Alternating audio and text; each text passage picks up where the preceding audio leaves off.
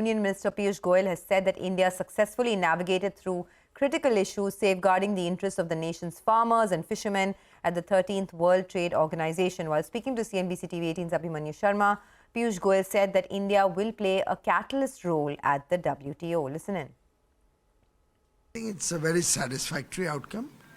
India has achieved all the objectives with which we had started discussions at the WTO. We would have been happy if we were able to get even more, but at no point of time did we allow any compromise on the interests of our farmers, any compromise on the interests of our fishermen. We go back very satisfied that all the current support that is provided to farmers and fishermen, and potentially any of the actions that the government would like to take to support them, is completely in our control, and no restrictions have been placed on it.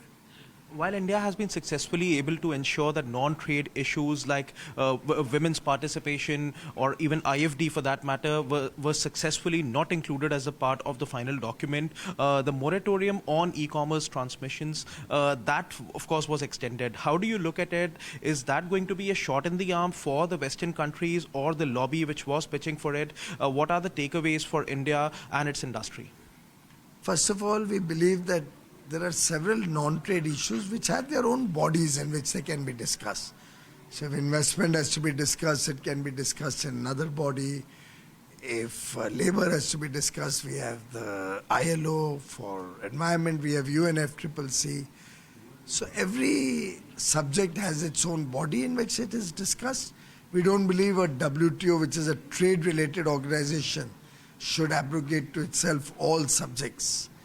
As regards the e-commerce moratorium, I think since the contours of the moratorium are not yet finalized, what is covered, what is not covered, how it will operate, or if taxes have to be imposed, how the transition will happen, it was in the interests of all, particularly Indian industry also involved with the e-commerce business in a big way, that we extend it for 2 years, give a good transition period, during which businesses and governments can engage and take a call on what their future course of action will be.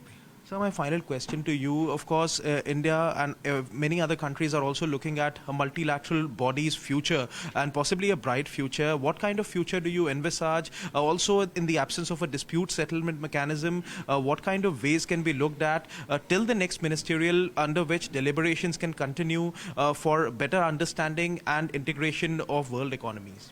Well, the WTO is a very important organization. It helps create rules-based trading systems. It brings order to international trade. And India is very committed to the success of the WTO. I am also very confident that going forward, it will continue to play an important role, particularly for less developed countries and developing nations. And India will play an important catalyst role to bring all sections, all different countries together in continuing to serve the interests of global trade. All right, we'll slip into a short break.